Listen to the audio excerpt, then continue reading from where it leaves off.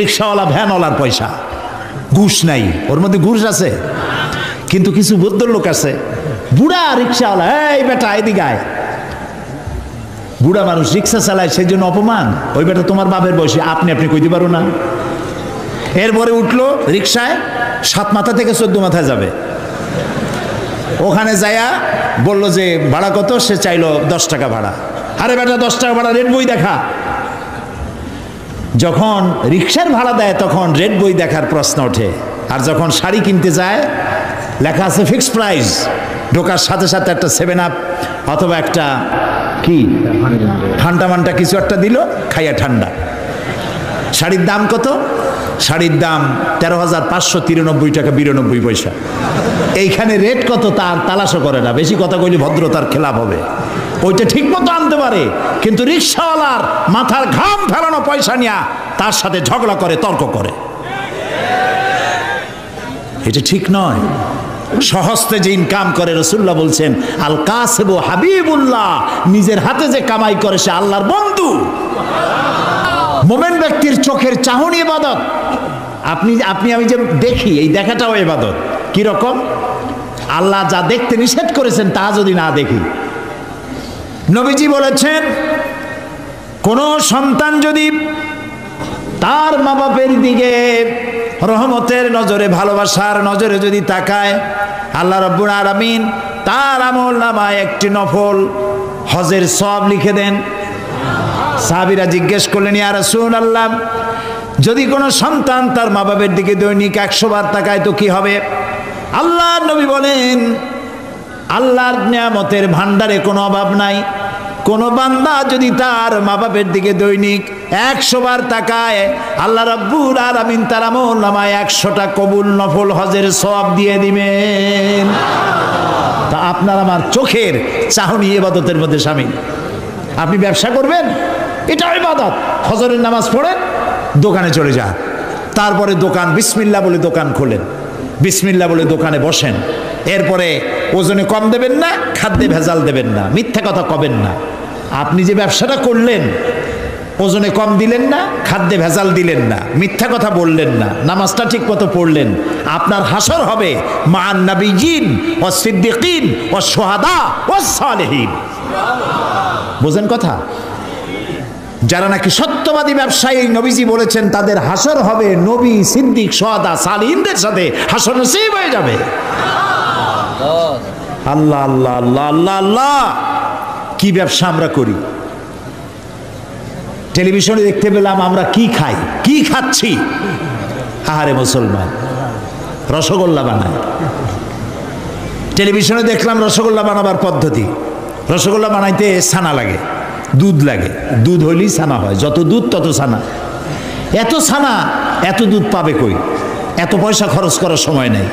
দুধ জাল দিয়া গরম করে দুধের মধ্যে টয়লেট পেপার ছাড়িয়ে দিয়া, দ্রুত টয়লেট পেপার গলে গেল, ছানা হয়ে গেল, ওর মধ্যে চিনি দিয়া গোল গোল বানাই দিল, খাও জম্মের খাওয়া। যত কেক খান, অধিকাংশ কেকগুলি পচা ডিম দিয়া তৈরি। ফাস্টফুডের চিকেনগুলি যতগুলি কি বলে স্যান্ডউইচ, চিকেন স্যান্ডউইচ মরা মুরগি দিয়ে তৈরি। ইন্না লিল্লাহি ওয়া ইন্না ইলাইহি রাজিউন।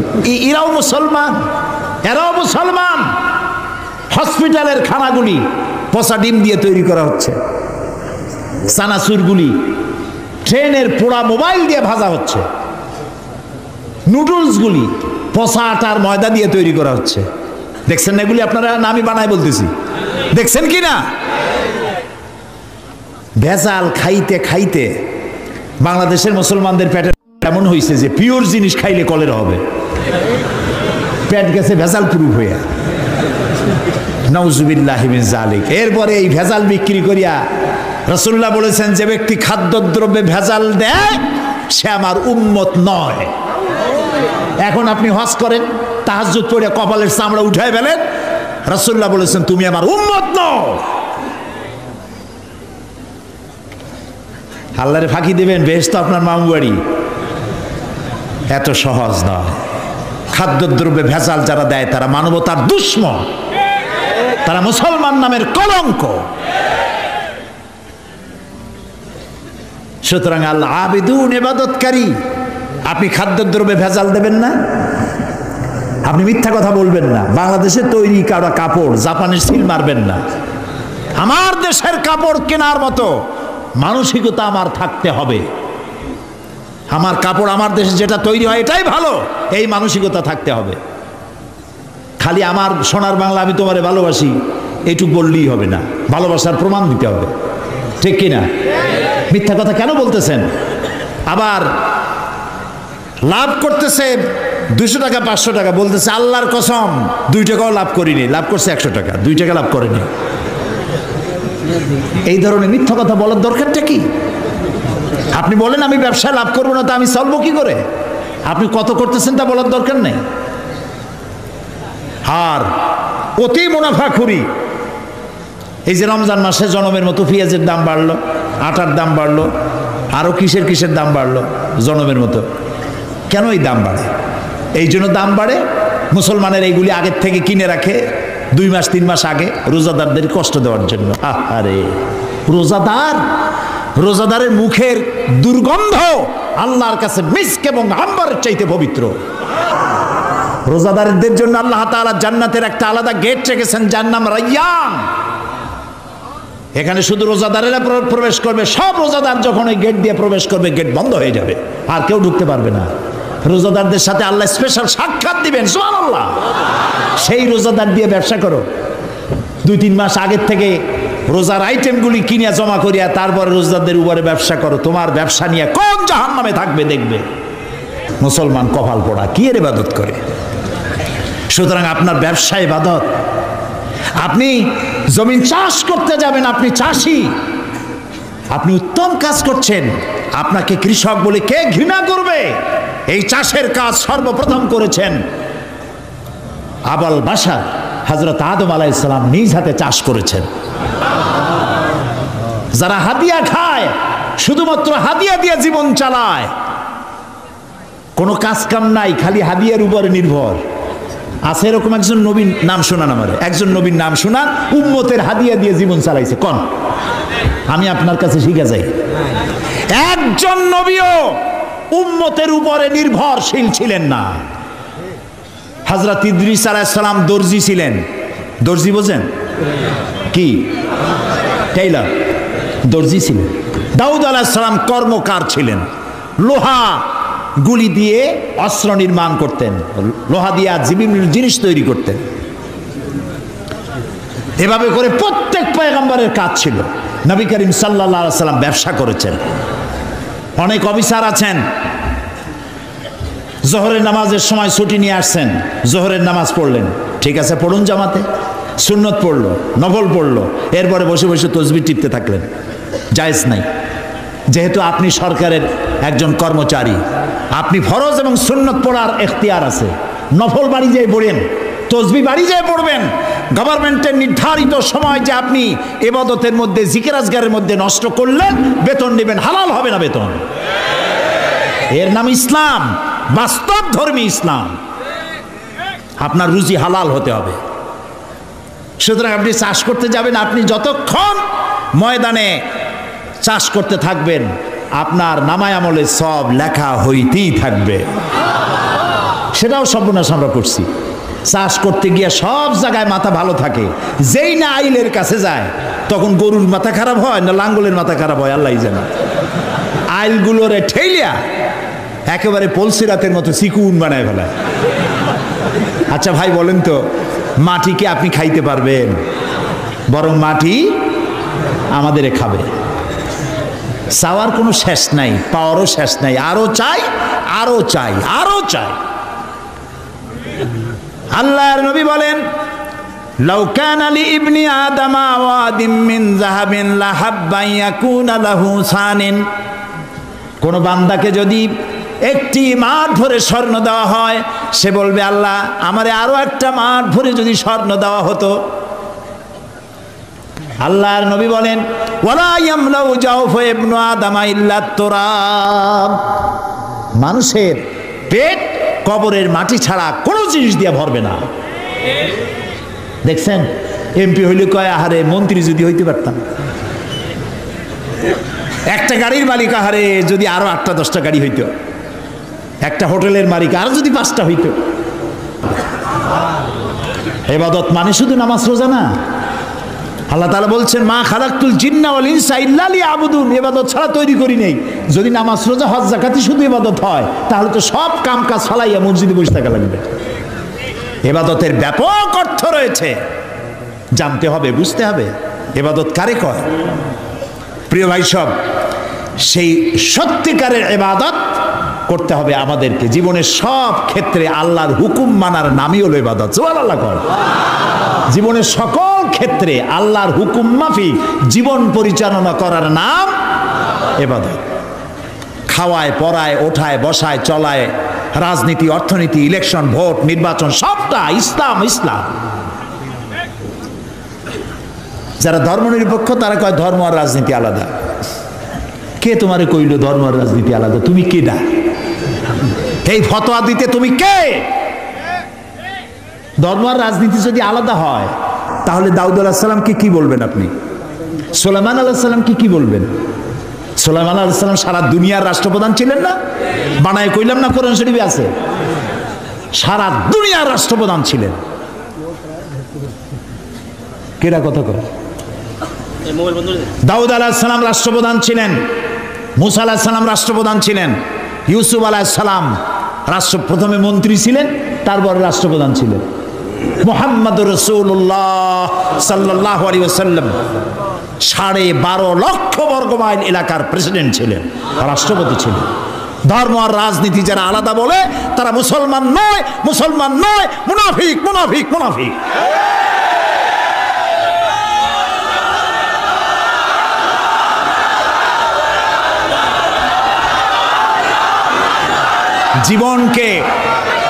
জীবনকে আমরা দ্বিধা বিভক্ত করতে পারি না। জীবনকে 2টা ভাগ করার এখতিয়ার আমাদেরকে দেওয়া হয় নাই। জীবন একমুখী হবে, আল্লাহমুখী হতে হবে। আল্লাহ যা বলেছেন, রসুল যা করেছেন তাই আমাকে করতে হবে। বলুন, রসুল্লাহ প্রেসিডেন্ট ছিলেন না? রসুল্লাহ সেনাপতি ছিলেন না? রসুল্লাহ শ্রমিক ছিলেন না? রসুল্লাহ রসুল্লাহ নানা ছিলেন না? স্বামী ছিলেন না? আমার জীবন, আপনার জীবনের এমন কোন দিক আছে যেদিকে তিনি আদর্শ হিসাবে নাই? সুতরাং ধর্মনিরপেক্ষ মতবাদের স্রষ্টা হচ্ছে শয়তান। ধর্মনিরপেক্ষ মতবাদের স্রষ্টা কে? চিল্লায় বলো। আর ইসলামের স্রষ্টা কে? আল্লাহ, আল্লাহ, আল্লাহ।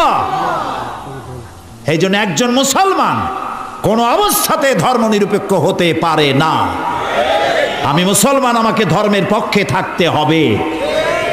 হিন্দু ধর্মের পক্ষে থাকতে হবে, খ্রিস্টান ধর্মের পক্ষে থাকতে হবে। একবার পার্লামেন্টে ঢুকতেছিলাম, ধর্মনিরপেক্ষবাদীদের একজন মুরব্বী, দাড়ি পাকা, আজ তিনি বেঁচে নাই, তার সঙ্গে একসঙ্গে হাঁটতেছিলাম। বললাম, ভাই আপনাদের সাথে তো আমাদের কোনো জমি জমা নিয়ে মামলা মোকদ্দমা নাই, আপনিও আমার পাকা ধানে মই দেন নাই, আমিও আপনার হালের গরু পিটাই মারি নেই, কোনো শত্রুতা নাই। শুধু যদি এই ধর্মনিরপেক্ষতা বাদ দিতে পারতেন, আপনাদের সাথে আমাদের তো কোনো সমস্যা নাই। কয়েছে ধর্মনিরপেক্ষ বাদ দেবো কেন? আল্লাহ নিজেই তো ধর্মনিরপেক্ষ। কইলাম আস্তাগফিরুল্লাহিল আযীম। আয় আয়, কয় কি? আল্লাহর চাইতে ধর্মের পক্ষে আছে কেডা? আল্লাহ তো নিজেই বলেছেন, ইন্নাদ-দীনা ইনদাল্লাহিল ইসলাম। আমার কাছে কেবলমাত্র, একমাত্র, ওনলি ওয়ান পছন্দনীয় মনোনীত জীবন ব্যবস্থার নাম ইসলাম, ইসলাম, ইসলাম। তো আল্লাহর চাইতে ধর্মের পক্ষে আর কে আছে? কি উল্টা বুঝলো! হায় হায় রে, মারা গেছে লোকটা, এখন কি নিরপেক্ষ হইতেছে আল্লাহ জানে। প্রিয় ভাই সব, বুঝে শুনে কাম করেন। চিরকাল আমরা এখানে থাকবো না, বিদায় হইতে হবে এবং আল্লাহর কাছে আমাদেরকে উঠতে হবে। এই জন্য যে যত বক্তৃতা করুক আর যাই কিছু করুক না কেন, আপনি পরকালের চিন্তা করবেন। এমন কাজ করা যাবে না যা আল্লাহ রাজি নাই। ধর্মনিরপেক্ষ মতবাদ মুসলমানের জন্য গ্রহণ করা জায়েজ নাই, জায়েজ নাই, জায়েজ নাই। এটি সুস্পষ্ট হচ্ছে আল আবিদুন, ইবাদতকারী। জীবনের সকল ক্ষেত্রে ইবাদত করতে হবে কার? আল্লাহ তাআলা। আল্লাহর ইবাদত দিয়ে যেন আমরা জীবন চালাইতে পারি, আল্লাহ যেন তৌফিক দান করে দেন। এবং এই ইবাদত আমাদের করতে হবে মৃত্যু পর্যন্ত। কতক্ষণ? এই যে এখন যে সন্ত্রাস চলছে, এই সন্ত্রাসের অবস্থা থেকে যদি বাঁচতে চাই আর ক্ষুধার সময় যদি খেতে চাই, কি সুন্দর একটা সূরা আছে, সূরা কুরাইশ। আল্লাহ তাআলা বলছেন, ফালইয়াবুদু রাব্ব হাযাল বাইত। হে কুরাইশরা, যদি ক্ষুধার সময় যদি তোমরা শীত ও গ্রীষ্মে নিরাপদে থাকতে চাও, যদি নিরাপত্তা পেতে চাও, ফালিয়াবুদু রাব্ব হাযাল বাইত, এই ঘরের মালিকের ইবাদত করো। কোন ঘর? বাইতুল্লাহ শরীফ। এই ঘরের মালিকের ইবাদত, মালিক কে? এই ঘরের মালিকের ইবাদত করলে কি হবে? আল্লাহ তাআলা বলেন, আল্লাযী আত'আমাহুম মিন জু'ইন ওয়া আমানাহুম মিন খাউফ। এই ঘরের মালিকের ইবাদত করো, কি হবে? ক্ষুধার সময় তিনি খাদ্য দিবেন, ভীতির সময় তিনি নিরাপত্তা দান করবেন। সুবহানাল্লাহ। আমরা তো এটাই চাই, আমার ক্ষুধার সময় খাবার চাই, ভীতির সময় নিরাপত্তা চাই। কে দিতে পারবেন? কে দিতে পারবেন? আল্লাহ তাআলা দিতে পারবেন। আমরা কি জান্নাতে যেতে চাই? বলেন, যেতে চাই? আল্লাহ তাআলা বলেন, জান্নাতে যদি যেতে চাও, ফাদখুলি ফি ইবাদি ওয়াদখুলি জান্নাতি। আমার গোলামির মধ্যে শামিল হও। ফাদখুলি ফি ইবাদি, আমার বান্দাদের মধ্যে শামিল হয়ে যাও। ওয়াদখুলি জান্নাতি, এরপর আমার জান্নাতে চলে যাও। গোলাম না হইয়া শিরক বিইবাদাতি রাব্বিহি আহাদা, এবং আল্লাহর ইবাদতের মধ্যে কাউকে শরীক স্থাপন করো না। শিরক কোন অবস্থাতে করা যাবে না। শিরক সম্পর্কে নবী করিম সাল্লাল্লাহু আলাইহি সাল্লাম একটা দৃষ্টান্ত দিয়েছেন, দারুণ দৃষ্টান্ত। শিরক কি ভয়াবহ জিনিস। শিরক সহজে বোঝা যায় না, সওয়াবের নিয়তেও মানুষ শিরক করে। এই শিরক বোঝা কঠিন, সেই জন্য রাসূলুল্লাহ একটা দৃষ্টান্ত দিয়েছেন। অমাবস্যার রাত। কিসের রাত?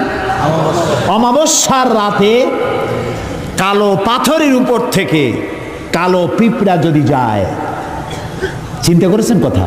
অমাবস্যার রাত, মানুষ নিজেকেও নিজে দেখে না, পাথরটা কি রঙের, ওর উপর থেকে যাচ্ছে কি দেখা যায়? এইটা যেমন দেখা যায় না, মানুষ নিজের অজান্তে না জেনে এরকম শিরকের মধ্যে মুবতালা হয়ে যায়। এই জন্য শিরক থেকে বাঁচতে হবে। কিয়ামতের দিন আল্লাহ তাআলা তার বান্দাকে, যে বান্দাকে জান্নাত দিতে ইচ্ছে করবেন, পাহাড় পরিমাণ গুনাহ যদি থাকে, আর আল্লাহ যদি ইচ্ছে করেন ওই বান্দাটাকে জান্নাতি দিবেন। আল্লাহ তো বেপরোয়া, কারো কাছে তার কৈফিয়ত দেওয়া লাগে? তিনি তার কোনো বান্দাকে জান্নাতি দিবেন। গুনাহ করেছে জীবনে বহুত, আল্লাহ বললেন তোরে মাফ করে দিলাম। কেউ বলতে পারবে যে আল্লাহ মাফ করলা কেন? না। আল্লাহ যদি মাফ করতে চান, ফেরেশতাকে বলবেন, ফেরেশতা দেখো তো তার আমলনামায় কোনো শিরক আছে নাকি। কোনো শিরক যদি না থাকে, রিপোর্ট যদি হয়, আল্লাহ বলবেন মাফ করে দিলাম, যাও আমার জান্নাতে। তবে ভালো কাজ করতে হবে। তাহলে কিয়ামতের দিন কার সাথে দেখা হবে? আল্লাহর সাথে দেখা হয়ে যাবে। সুবহানাল্লাহ কবেন না? আল্লাহর সাথে দেখা হয়। আল্লাহু আকবার। যে অনুষ্ঠানে, জান্নাতের যেই অনুষ্ঠানে আল্লাহ তাআলা তার বান্দাদের সঙ্গে দেখা করবেন, সুবহানাল্লাহ, সেই অনুষ্ঠানের কোনো এক কোনায় কানায় আল্লাহ যেন আমাদেরকে একটু থাকার, বসার তৌফিক দান করে দেন। আল আবিদুন, জীবনের সব ক্ষেত্রে ইবাদত হবে আল্লাহ তাআলার। আর ইবাদত কাকে বলে? এক কথায় বলে দিলাম, আল্লাহর হুকুম মাফিক জীবন পরিচালনা করা, রাসূলুল্লাহর বিধান অনুযায়ী জীবন পরিচালনা করার নামটাই হলো ইবাদত। এখন আপনি যাই করেন, আল্লাহ এবং রাসূলের হুকুম মাফিক হতে হবে। 3 নম্বরে বলা হয়েছে আল হামিদুন, প্রশংসাকারী। কার প্রশংসা? বলেন সবাই। আল হামিদুন, প্রশংসাকারী। 1 নম্বরে কি বলছিলাম? তওবাকারী। 2 নম্বরে কি বললাম? ইবাদতকারী। 3 নম্বরে প্রশংসাকারী। প্রশংসা কার হবে? আল্লাহর। আল্লাহ আল্লাহ আল্লাহ আল্লাহ, তিনি ছাড়া প্রশংসা কারো হতে পারে না। আল্লাহ তাআলা কোরআনে শুরুই করেছেন নিজের প্রশংসা দিয়ে। সুবহানাল্লাহ। আলহামদুলিল্লাহি রাব্বিল আলামিন। পড়েন সবাই, আলহামদুলিল্লাহি রাব্বিল আলামিন। সমস্ত প্রশংসা, যাবতীয় প্রশংসা আল্লাহর জন্য। তার প্রশংসা করব না তো কার প্রশংসা করব? কোন হুজুর ফু দিয়া গ্লাস ফাটাইল, কোন হুজুরে বাংলাদেশে বসে মক্কা শরীফের কুত্তা খেদাইল, পুকুরে আগুন জ্বালাই দিল, ওগুলো আমার জানার দরকার নেই। এই প্রশংসা করার কোনো দরকার নাই। প্রশংসা করবো আল্লাহ এবং তার রাসূলের। সুবহানাল্লাহ। এটাই মোমেনের কাজ। আল্লাহর প্রশংসা করতে করতে জীবনটা শেষ হয়ে যাবে মোমেনের। সর্বক্ষেত্রে আল্লাহর প্রশংসা। কোনটার প্রশংসা করে শেষ করতে পারবেন? এই যে দুইটা চোখ আল্লাহ দান করলেন, এই দুইটা চোখের প্রশংসা করে শেষ করতে পারবেন? আরে এই চোখ দুইটা যদি না থাকতো আমি আমার মায়েরে দেখতাম না। এই একটা জিহ্বা টেস্ট মেশিন। দেখছেন কত রকমের টেস্ট একটা জিহ্বায়। পালন শাক, পুঁই শাক, লাল শাক, কলর শাক, মোটর শাক, এক একটার এক একটা মজা আলাদা পান না একরকম? রসগোল্লার মজা একরকম, জিলিপির মজা আর এক রকম, ছানারটা আর এক রকম, চমচম আর এক রকম, পুঁটি মাছ একরকম, কই মাছ আর এক রকম, ইলশা মাছ আর এক রকম, ঠিক কিনা? মুরগির গোস্ত একরকম, গরুর গোস্ত আর এক রকম। হাজারো খাদ্যের টেস্ট একটা জিহ্বা দিয়া। সুবহানাল্লাহ। সেই জিহ্বা 32টা শত্রুর মধ্যে থাকে। কয়টা শত্রু? আর এই জিহ্বা দাঁতের প্রতি কত দরদ তার। কোনো জায়গায় কোনো একটা কিছু ঢুকলে জিহ্বা ওইটা নিয়ে গুতোগুতি করতেই থাকে বের করার জন্য। এত রহমত করে, দয়া করে সে দাঁতের প্রতি, আর সেই দাঁত সুযোগ পাইলেই একটা মেরে দেয়। দেখছেন অবস্থা? আল্লাহ তাআলা এমন সুন্দর জিহ্বা দিলেন, আহারে শুকর আদায় করে কুল পাওয়া যাবে। এই জিহ্বাটা আল্লাহ আবার ভিজা ভিজা রাখছেন। এটা যদি শুকনা, মাঝে মাঝে শুকনা হয়ে যায় না, কথা বলা যায়? যায় না, আল্লাহ ভিজাই রাখছে। সুবহানাল্লাহ। আল্লাহর প্রশংসা করেন। আল্লাহ কয় প্রশংসা করো, আমি তোমারে বাড়াইয়া দেবো। লাইন শাকারতুম লাযীদান্নাকুম ওয়া লাইন কাফারতুম ইন্না আযাবি লাশাদীদ। আমার নিয়ামতের শুকর যদি আদায় করো, আমি নিয়ামত বাড়ায় দেব, আমি তোমাকে বৃদ্ধি করে দেব নিয়ামত। আর যদি শুকর আদায় না করো, আমি তোমারে শাস্তি দেব। লাইন শাকারতুম লাযীদান্নাকুম। শুকর আদায় করলে বাড়ায় দেব। কি বাড়ায় দেব? না, শুকর যদি আদায় করো বাড়ায় দেব। কি বাড়ায় দেব? না, শুকর যদি আদায় করো শুকরিয়া আদায়ের শক্তি আরো বেশি করে বাড়ায় দেব। নিয়ামত তো দিছি, শুকর আদায় করো, শুকর আদায় করার শক্তি আরো বাড়ায় দেব। তুমি যত শুকর আদায় করবা, আমি তোমার উপর রাজি খুশি হয়ে যাব। সুবহানাল্লাহ। আমি যদি আল্লাহর জিকির করি এইখানে বসিয়া, আমরা বগুড়ার ঈদগাহ মাঠে এখানে আল্লাহর কতগুলো বান্দাবান্দি একত্রিত হয়ে আল্লাহর জিকির আজগার করতেছি। আল্লাহ কয় ফাজকুরুনি আজকুরুকুম। তুমি আমার জিকির করো, আমি তোমার জিকির করবো। তো আমার জিকির আর আল্লাহর জিকিরের মধ্যে পার্থক্য আছে না? আমরা জিকির করতেছি মাটির দুনিয়ায় বসিয়া, এইখানে কিছু লোক আল্লাহর জিকির করছে। আল্লাহ কয় তুই যদি আমার জিকির করিস, আমি জিকির করবো আরশে আজিমে ফেরেশতাদের সাথে নিয়া। সুবহানাল্লাহ। ফাজকুরুনি বিল ইস্তিগফার আযকুরুনি বিল মাগফিরা আযকুরুকুম বিল মাগফিরা। তুমি আমাকে ইস্তিগফারের সাথে স্মরণ করো, আমি তোমারে ক্ষমা করার দিয়া তোমারে স্মরণ করব। সুবহানাল্লাহ। আল হামিদুন।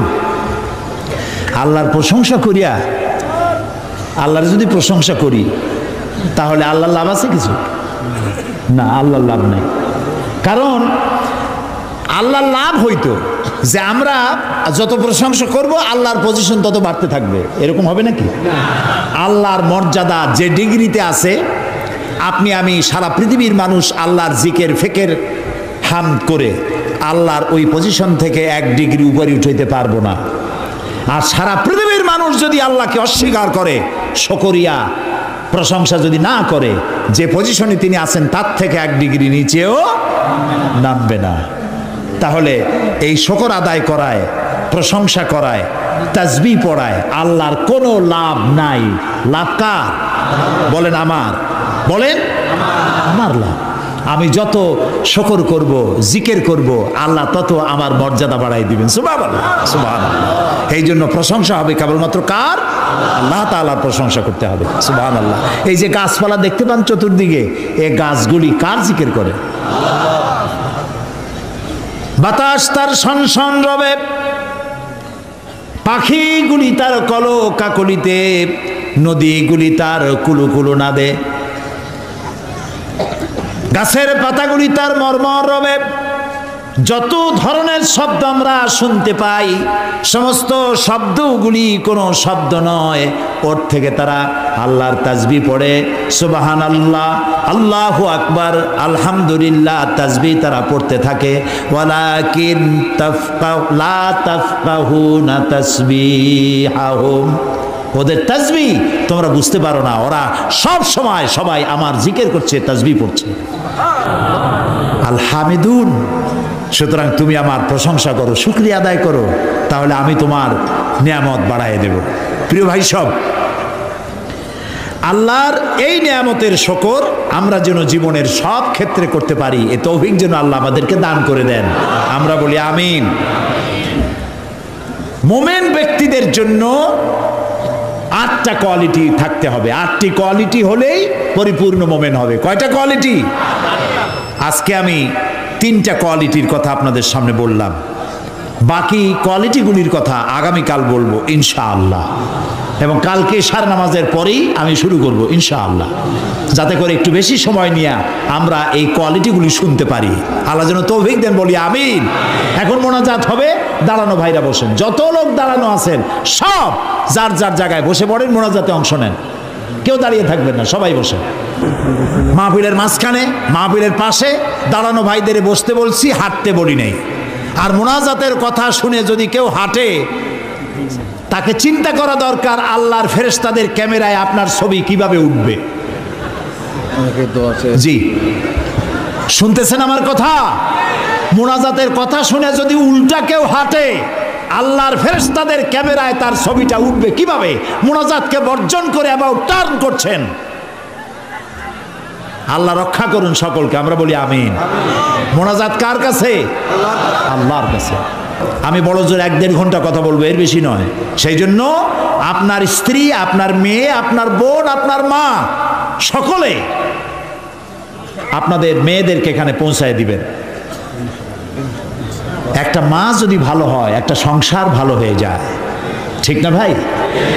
মা বোনদেরকে, তাদের তো শোনার কোনো সুযোগ হয় না, মসজিদে যাইতে পারে না। কারা যে দেওয়ালে দেওয়ালে লেখে মহিলাদের মসজিদে যাওয়া হারাম, ঈদগাহ মাঠে যাওয়া হারাম, গণতন্ত্র হারাম, লং মার্চ হারাম, পার্লামেন্ট হারাম। মনে হয় তাদের কাছে একটা কিতাব আছে, কিতাবের নামটা হচ্ছে কিতাবুল হারাম। ওখানে হারাম ছাড়া কিচ্ছু নাই। গণতন্ত্র হারাম যারা বলে, এই জাহেলদেরকে জিজ্ঞেস করতে চাই, ক্ষমতা পরিবর্তনের জন্য গণতন্ত্র না থাকলে পদ্ধতি কি? কেমনে ক্ষমতা যাবে মানুষ? সরকারের পরিবর্তন কিভাবে হবে? সুতরাং আজকের যারা বোমাবাজ, যারা দেওয়ালে দেওয়ালে, রাস্তায় রাস্তায় যারা লেখে গণতন্ত্র হারাম, এই বোমাবাজ ওরাই। শহরে যেখানে যেখানে লেখা আছে গণতন্ত্র হারাম, পুলিশের দায়িত্ব এগুলি রং দিয়ে বুঝে ফেলো। এই ধরনের লেখা যারা লেখে গ্রেফতার করো। এরা জাতির দুশ্মন। কে তোমাকে শিখিয়েছে লং মার্চ হারাম? কে তোমাকে বলেছে গণতন্ত্র হারাম? কি এর বাইয়েনাত পত্রিকা হাবিজাবি জাহিল, লেখা জানে না, পড়া জানে না,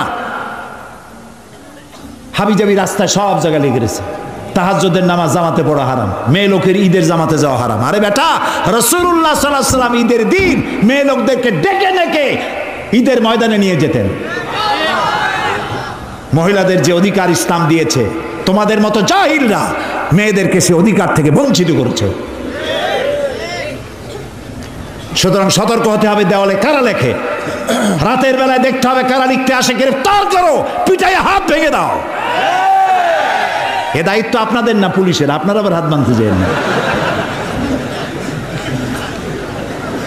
আমি আগামীকাল বলবো ইনশাআল্লাহ।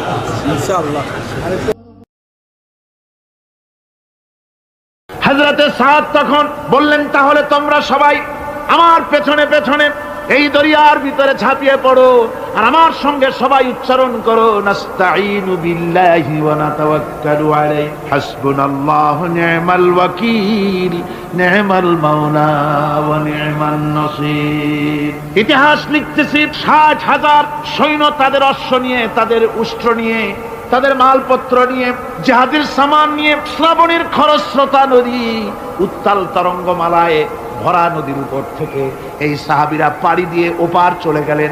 ওপার যাওয়ার পরে হযরতে সাদ বলছেন, তোমাদের কেউ কি হারায় গেছে নাকি? সবাই এদিক ওদিক তাকায়, খোঁজ করে বলল, মানুষ তো দূরের কথা, একটা উটও আর ঘোড়াও একটাও হারায় যায় নাই। একজন বলল, আমার একটা পেয়ালা, যে পেয়ালা আমি পানি পান করতাম, সেই পেয়ালাটা তুফানে ছিটকে কোথায় চলে গেছে, ওইটা হারায় গেছে। হযরতে সাদ বলেন, মুজাহিদের কোন জিনিস দরিয়া নিতে পারে না, অবশ্যই তা ফেরত আসবে। এই কথা তিনি বলতেছিলেন, হঠাৎ করে দরিয়ার কিনারে একটা আওয়াজ হলো, দেখা গেল তুফানের ভিতরে সেই হারানো বাটিটা তাদের মধ্যে বেরিয়ে এসেছে। আল্লাহু আকবার। মুজাহিদদেরকে সাহায্য করেন স্বয়ং আল্লাহ রাব্বুল আলামিন। আফ্রিকার জঙ্গলের কাছে, ভিন্ন ইতিহাস, জঙ্গলের কাছেই মুসলমানদেরকে থাকতে দেওয়া হয়েছে। মনে করা হয়েছিল জঙ্গলের সমস্ত হিংস্র প্রাণীরা এই মুসলমানদের শেষ করে দেবে, যুদ্ধ করা লাগবে না। হযরতে সাদ সে অবস্থা বুঝতে পারলেন, তিনি একটা মঞ্চ তৈরি করলেন। সেই মঞ্চের উপরে দাঁড়ায় জঙ্গলের প্রাণীদের দিকে লক্ষ্য করে তিনি নোটিশ জারি করে দিলেন, বললেন, ইয়া আইয়াতুহাল হাশারাত ওয়াস সিবাউ নাহনু আসহাবু রাসূলুল্লাহ সাল্লাল্লাহু আলাইহি ওয়াসাল্লাম। হে জঙ্গলের হিংস্র প্রাণীরা, আমরা আল্লাহ রাসূলের সাহাবী, ফাইন্না নাজিলুনা ফামান ওয়াজাদনা বাদাহু কাতালনাহু। আমরা রাসূলের সাহাবী, এইখানে আল্লাহর দ্বীনকে কায়েম করার জন্য আমরা এসেছি, আল্লাহর কলেমার আওয়াজ নিয়ে আমরা এখানে রাত কাটাবো। সুতরাং এই জঙ্গলের ভিতরে হিংস্র প্রাণী যত আছো, সব আমাদের এই জায়গা ছেড়ে অন্যত্র চলে যাও। আফ্রিকার জঙ্গলি মানুষেরা চিন্তা করলো, মানুষের কথা কি জঙ্গলি প্রাণীতে শোনে নাকি, পাগলে কয় কি? তারা তাকায় তাকায় দেখলো, হযরতে সাদের এই ঘোষণার পরে বাঘের কাতারে বাঘ, সিংহের কাতারে সিংহ, সাপের কাতারে সাপ, যার যার ডিম আর বাচ্চাগুলি মুখে কামড়ায়া সাহাবীদের এলাকা ছেড়ে দিয়ে তারা অন্যত্র চলে গেল। আমার মুসলমান ভাইরা, এই ছিল মুসলমানদের ইতিহাস। দ্বীন প্রতিষ্ঠা করার কাজে মুসলমান এগোলে আল্লাহই মদত করেন। কে মদত করেন? বিশ্বকবি, কবি সম্রাট আল্লামা ইকবাল রহমতুল্লাহ আলাইহি বলেছেন, দশত দশত है दरिया भी न छोड़े हमने, दश्त दश्त है दरिया भी न छोड़े हमने, बहर जुल्मत पे दौड़ा दिए घोड़े हमने। আমরা সেই মুসলমান, প্রান্তর তো প্রান্তর, আমরা দরিয়ার খরস্রোতা উত্তাল তরঙ্গের উপর থেকে ঘোড়া দাবড়িয়ে আফ্রিকার ভূখণ্ডে কালেমার পতাকা আমরা উড্ডীন করেছি। আমরা সেই মুসলমান। একটুখানি জিকির করেন, লা ইলাহা ইল্লাল্লাহ, লা ইলাহা, লা ইলাহা ইল্লাল্লাহ মুহাম্মাদুর রাসূলুল্লাহ। সমুদ্রের ঢেউকে, দাজলা নদীর ঢেউকে আল্লামা ইকবাল স্মরণ করায় দিন, ও দরিয়ার ঢেউ, এ মওজুদা জলাব তু ভি পহচানতি হ্যায় हमको, अब तक है तेरा दरिया अफसाना हमारा। হে টাইগ্রিসের উত্তাল তরঙ্গমালা, নিশ্চয় তোমার ভুলে যাওয়ার কথা নয় যে তোমার উপর থেকেই আমরা দরিয়া পার হয়ে উপরে গিয়ে কালেমার পতাকা উড্ডীন করেছিলাম। আমরা সেই মুসলমান। আজ ইসলামী চেতনা হারায়া আমরা আজকে দুনিয়ার মধ্যে সবচাইতে লাঞ্ছিত, পদদলিত, হেয় প্রতিপন্ন জাতিতে পরিণত হয়েছি। আমার ভাইরা, মহাকবি, বিশ্বকবি, কবি সম্রাট আল্লামা ইকবাল রহমতুল্লাহ আলাইহি সুন্দর করে বলেছেন, মুসলমানদেরকে লক্ষ্য করে বলেছেন, ঘোষণা করো, বাতিলদেরকে জানায়া দাও, আমরা মাথা নত করার জাতি নই। আমরা মাথা নত করার জাতি। ভারত আজ আমাদের দিকে চোখ রাঙায়, ভারত চোখ রাঙায় তাকায় আমাদের, দুনিয়ার অনেকেই আমাদের দিকে চোখ রাঙায়। বিশ্বকবি আল্লামা ইকবাল বলেছেন, বাতিল সে দবনে ওয়ালে आए आसमां नहीं हम, बातिल से दबने वाले आए आसमां नहीं हम सौ बर कर चुका है तू इम्तिहान हमारा বাতিলের সামনে মাথা নত করার জাতি আমরা নই ওই আকাশ সাক্ষী জমিন সাক্ষী আমরা মাথা দিয়েছি কিন্তু মাথা নত করি না শির দিয়েছি আমামা দেই নেই সে জাতি আমরা সুবহানাল্লাহ সেই জাতি আজ দুনিয়ার বুকে লাঞ্ছিত পদদলিত হচ্ছে কারণ কি কারণ হচ্ছে একমাত্র এই যে আমরা আমাদের জীবনের উদ্দেশ্য ভুলে গিয়েছি আমার ভাইয়েরা আল্লাহর এই রাস্তায় আল্লাহর এই দিন প্রতিষ্ঠার জন্য লড়াই হবে জিহাদ হবে জিহাদের কথাই বলতেছি এই জিহাদ হলো পৃথিবীর নির্যাতিত নিপীড়িত মানুষের মুক্তির জন্য জিহাদ জিহাদ কি জন্য আমরা রাষ্ট্রপ্রধান হব আমরা দেশ দখল করব নেতৃত্ব দিব এজন্য নয়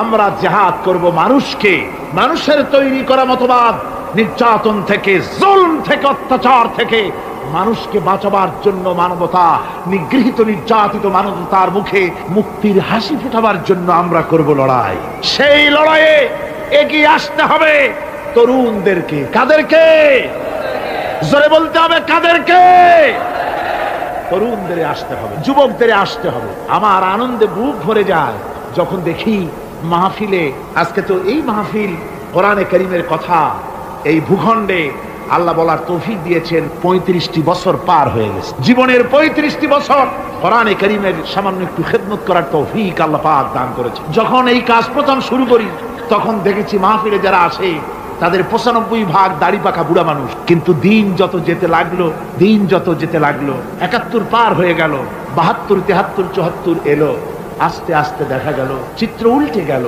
আজ মসজিদে তরুণদের জন্য জায়গা পাওয়া যায় না যারা মসজিদে যায় সব তরুণ যারা আগে হজে যেত সব বুড়া মানুষ পাপ করার আর কোনো বয়স নাই তখন যাইতো হজ করতে এখন আলহামদুলিল্লাহ তরুণেরা যায় হজ করতে বেশিরভাগ আজকের মাহফিল দেখুন দাঁড়ায় দেখতে বলি নাই জায়গায় বসে আর ডাইনে বা একটু তাকায় দেখেন কারা বেশি দাড়ি পাকা না যুবক যুবক আর তরুণ দিয়ে আল্লাহর এই মুজাহিদ আল্লাহর এই গোলামদের দিয়ে আল্লাহ মাহফিল ভরে দিয়েছেন জোরে কোন সুবহানাল্লাহ জোরে কোন আলহামদুলিল্লাহ এই তরুণ যুবকরাই হচ্ছে ইসলামের সম্পদ ইসলামের সম্পদ কে তরুণ আর যুবকেরা তোমাদের অবদান ইসলামে সব চাইতে বেশি মনে রাখবেন যুবকেরা শোনো ইসলাম প্রতিষ্ঠিত হয়েছে তোমাদের রক্তের উপরে কাদের রক্তের উপরে যুবকদের রক্তের উপর যারা ইসলাম প্রথম কবুল করেছিলেন তারা কিন্তু বুড়ো ছিলেন না কেউ প্রথম যে ব্যক্তি ইসলাম কবুল করলেন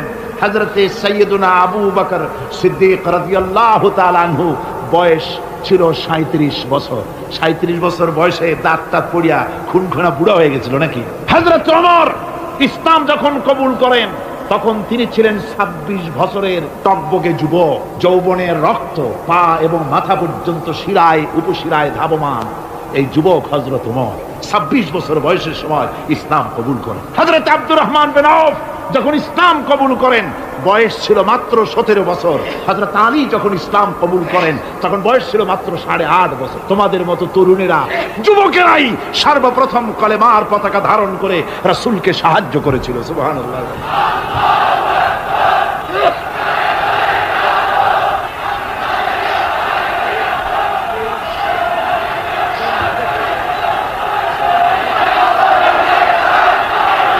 আমার মুসলমান ভাইয়েরা থামুন আমার ভাইয়েরা যুবকদের অবদানই চিরকাল ইসলামে বেশি ছিল তাই বলে যারা বৃদ্ধ মানুষ তাদের কিন্তু কোনো মন খারাপ করার কোনো কারণ নাই ঠিক কিনা যেহেতু আমরা যারা বয়সের প্রান্তে এসে গেছি আমরাও যৌবন কালটা পেরিয়ে এসেছি ঠিক কিনা আরেকটি কথা কিয়ামতের দিন কোন বুড়ো মানুষ বেহেশতে যাবে না সব যুবকরা যাবে বেহেশতে যাবে কারা বুড়োরা বোধহয় ভয় পেয়ে গেছে রাসূল পাক সাল্লাল্লাহু আলাইহি ওয়াসাল্লাম বলেছেন আমার কথা না হুজুর বলেছেন কোন বুড়ো মানুষ বেহেশতে যাবে না কোন কালো মানুষ বেহেশতে যাবে না এখন রাসূল যদি বলেন তার কথাই তো আইন হুজুর বলেন কালো মানুষ বেহেশতে যাবে না একটা কালো মানুষ কান্দিয়ে তো পড়ি হুজুর বলেন কেঁদো না তুমি যখন বেহেশতে যাবে চাঁদের মতো সুন্দর চেহারা নিয়ে বেহেশতে যাবে বুড়ার কান্না দেখে হুজুর বলছেন কেঁদো না তুমি যখন বেহেশতে যাবে আল্লাহ তোমার যুবক বানায় পাঠায় যেহেতু বেহেশত হচ্ছে যুবকদের জন্য সুবহানাল্লাহ অত নাজ নিয়ামত অত আনন্দ বুড়া মানুষে তো খাইয়ে খুঁয়ে বেহেশত নষ্ট করি ভালো। এই জন্য যৌবন দরকার, স্বাস্থ্য দরকার বেহেশত উপভোগ করার জন্য। সেই জন্য বেহেশতে যাবে কারা? তরুণেরা যাবে। কারা যাবে? তরুণ তরুণী দিয়ে আল্লাহ পাক বেহেশত ভরে ফেলবেন। সুবহানাল্লাহ। আমার তরুণেরা, যুবকেরা শোনো, রাসূলুল্লাহ তোমাদের কত সম্মান দিয়েছেন। কে সম্মান দিয়েছে? রাসূলুল্লাহ এক জায়গায় বক্তৃতা করছে। এমন সময় দেখা গেল একজন তরুণ সাহাবী, নাম তার জারীর রাদিয়াল্লাহু তাআলা। চাঁদের মতো চেহারা তার ছিল, খুব সুন্দর চেহারা ছিল তার। হযরত জারীর বসতে না পেরে জায়গা পায় না, দাঁড়ায় আছে। রাসূল নিজের গায়ের চাদরটা খুলে জারীরের দিকে নিক্ষেপ করলেন, বললেন, জারীর দাঁড়িয়ে আছো, আমার চাদরের উপরে বসো। সুবহানাল্লাহ। হযরতে জারীর রাসূলুল্লাহর চাদর নিয়ে চুমা খাইতে লাগলেন আর বললেন, আকরামাকাল্লাহ কামা আকরামতানি ইয়া রাসূলুল্লাহ। হে রাসূল, আল্লাহ আপনার সম্মান আরো আরো অনেক বাড়িয়ে দিন, যেমন আপনি আমাকে মর্যাদা দিলেন। হে রাসূল, আপনার চাদরে পৃথিবীর কোনো মানুষ বসতে পারে? আমার তরুণ ভাইয়েরা, আমার যুবক ভাইয়েরা, তোমাদেরকে রাসূল মহব্বত করতেন, ভালোবাসতেন সবচেয়ে বেশি। তোমরা আজ বাতিলের শিকার। কার শিকার? বাতিলের শিকার। তোমাদেরকে কি দেওয়া হয়? যে সব রাজনৈতিক দলের যুবক যারা তোমরা এখানে আছো, জিজ্ঞেস করি তোমাদের নেতারা তোমাদেরকে কি দেয়? দেয় অস্ত্র, দেয় টাকা, দেয় নারী ভোগ করার জন্য পয়সা, তোমাদের চরিত্র ধ্বংস করার জন্য সব রকমের হাতিয়ার তুলে দেয়। তোমাদের হাতে শোভা পায় কলম, হাতে শোভা পায় খাতা, হাতে শোভা পায় বই। বই খাতা কলমের পরিবর্তে তোমাদের নেতারা তোমাদের হাতে তুলে দেয় স্টেন গান, তুলে দেয় হেরোইন, তুলে দেয় টাকা। এরা তোমাদের নেতা নয়, এরা তোমাদের জীবনের দুশমন। জোরে বলেন কি?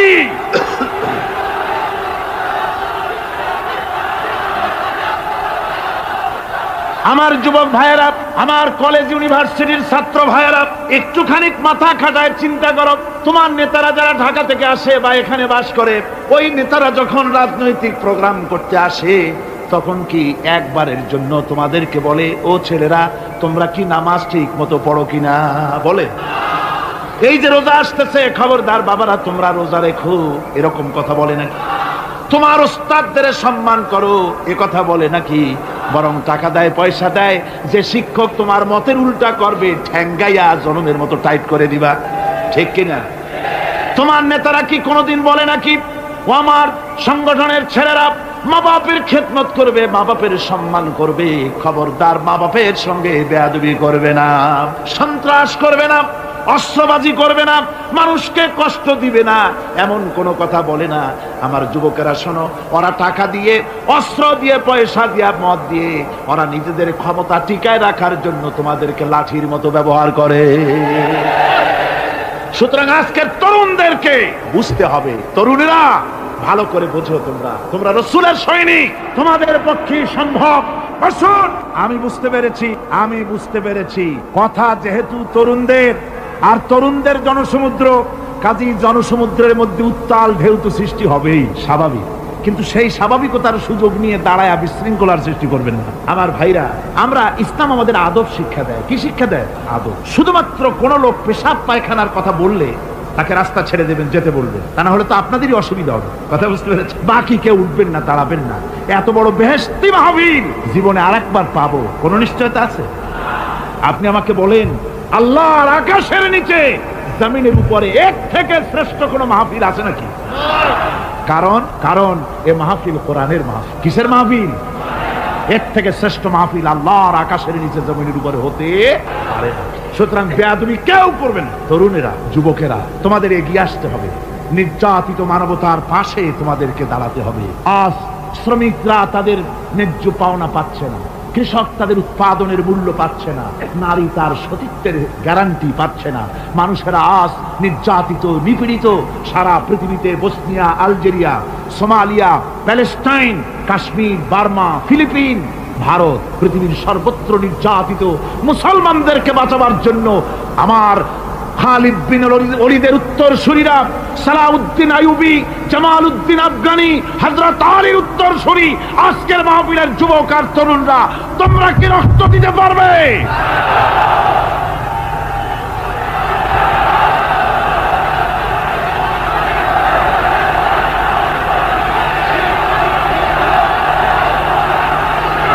আমার মুসলমান যুবকেরা, আল্লাহর রাস্তায় রক্ত দিলে তার অবস্থা কি হবে শোনো।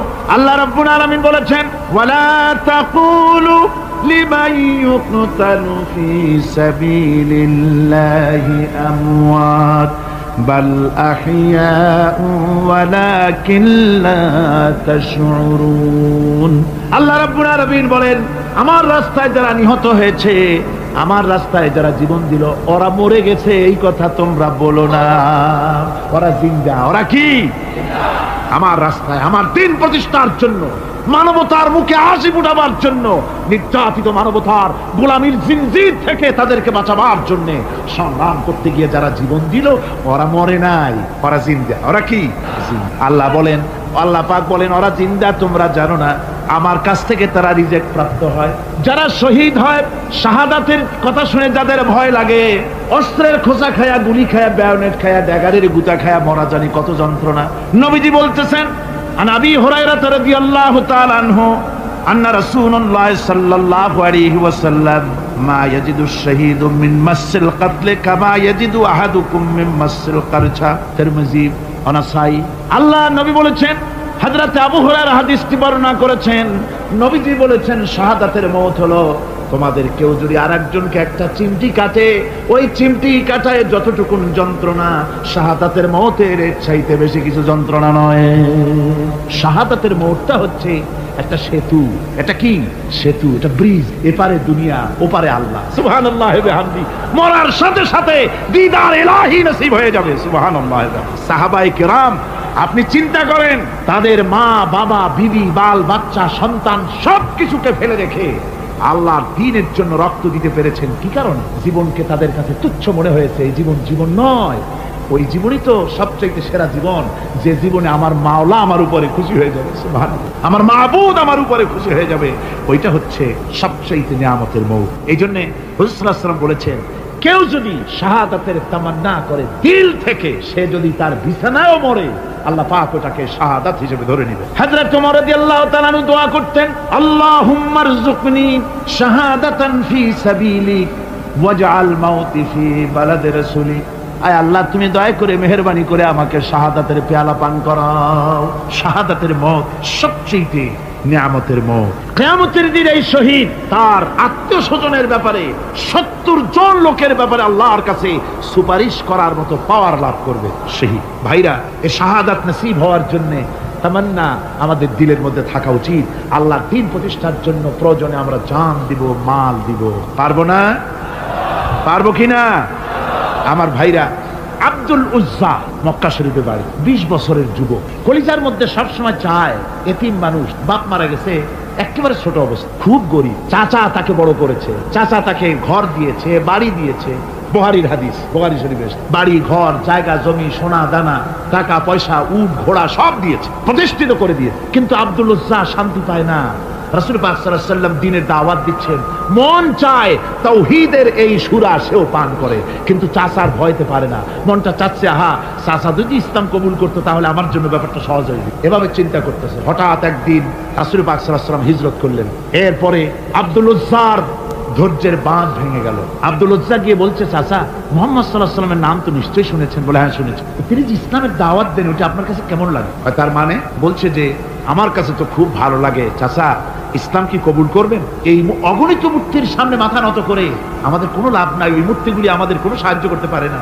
এক আল্লাহ বিশ্বাস করার জন্য মুহাম্মদ সাল্লাল্লাহু আলাইহি ওয়াসাল্লাম আমাদের বলেছেন। চাচা বলছে, খবরদার, এই কথা যদি আবার উচ্চারণ করো তাহলে আমি তোমাকে যা দিয়েছি সব ছিনায়। আব্দুল উজ্জা বলছেন, তাহলে আর আমি সহ্য করতে পারলাম না। চাচা, আপনার সামনেই আমি ঘোষণা করলাম, একদিন চাপা রেখেছি, আর পারলাম। আমি ঘোষণা করে দিলাম, লা ইলাহা ইল্লাল্লাহু মুহাম্মাদুর রাসূলুল্লাহ। চাচা বলল, তুমি এর পরিণতি জানো? আব্দুল উজ্জা বলল, কি পরিণতি? চাচা বলতেছি, এই কলেমা পড়ার কারণে আমি তোমাকে যা দিয়েছিলাম, ঘোড়া দিয়েছি, উট দিয়েছি, বাড়ি দিয়েছি, সব আমি তোমার কাছ থেকে ছিনাইলাম, সব ফেরত দিতে হবে। তিনি বললেন, আমি রাজি আছি, আমি রাজি আছি। আপনি আমার সোনা দানা, ঘোড়া, উট আর ঘর বাড়ি যা দান করেছেন, এই দুনিয়াটার মালিকও যদি আমারে বানাই দিতেন, আমি এর বিনিময়ে কলেমা পড়া থেকে আর আমি নিজেকে থামায় রাখতে পারি না। বলে, আমার সব আমাকে ফেরত দাও। বলল, দিলাম, যা আপনি দিয়েছেন সব আপনাকে ফেরত দিলাম। চাচা বলছে, জায়গা জমি, টাকা পয়সা, সোনা দানা সব পেলাম, তোমার গায়ে যে জামা, তোমার পরনের যে লুঙ্গি, ওটা আমার টাকার খোলো। আব্দুল উজ্জা বললেন আপত্তি নাই। জামা খুলে দিলে, পরনের লুঙ্গিটাও খুলে দিল। 20 বছরের যুবক এই অবস্থায় চলে গেলেন মায়ের কাছে। মা আব্দুল উজ্জাকে এই অবস্থায় দেখে 2 চোখ চেপে ধরলেন, বললেন বাবা তোমার এই অবস্থা কেন? ছেলে বলছে মা ইমান আনার কারণে আমি সব হারায় ফেলেছি, আমার আর কিছুই নাই। ইমান আনার কারণে আমার এই অবস্থা হয়েছে। মা বলছে বাবা আমার কাছে কি চাও? ছেলে বলছে মা আমি চলে যেতে চাই মদিনায়, আল্লাহর নবী মুহাম্মদুর রাসূলুল্লাহ সাল্লাল্লাহু আলাইহি ওয়াসাল্লামের দরবারে চলে যেতে চাই, আমি একটু বস্ত্র চাই। মা একটা পুরানা কম্বল তার হাতে দিয়ে দিলেন। আব্দুল উজ্জা কম্বলটাকে ছিঁড়ে এক টুকরা কোন রকম হাঁটুর উপরে জড়ায় নিলেন, আর এক টুকরা গায়ে দিয়ে নিলেন। আব্দুল উজ্জা আবার বহু কষ্ট করে মরুভূমি পাড়ি দিয়ে মদিনা মুনাওয়ারায় চলে গিয়ে বাবি জিবরিল থেকে ঢুকে আসহাবে সুফফার চবুতরার সামনে বসে আছেন, ছেঁড়া কম্বল পরা। এবার বিশ্ব নবী, দুনিয়া আখিরাতের বাদশা জনাবে মুহাম্মদ রাসূলুল্লাহ সাল্লাল্লাহু আলাইহি ওয়াসাল্লাম যখন মসজিদের নিজের ঘরের থেকে দরজা খুলে বেরিয়েছেন, দেখেন এক যুবক বসা, একটা আধাটা কম্বল পরা, হাঁটুর উপরে কোন রকম করে রানটা লজ্জাস্থানটা ঢাকার, গায়ে একটা ছেঁড়া কম্বল। তার এই অবস্থা দেখে হুজুর জিজ্ঞেস করেন তুমি কে? যুবক বলছে আমি আব্দুল উজ্জা।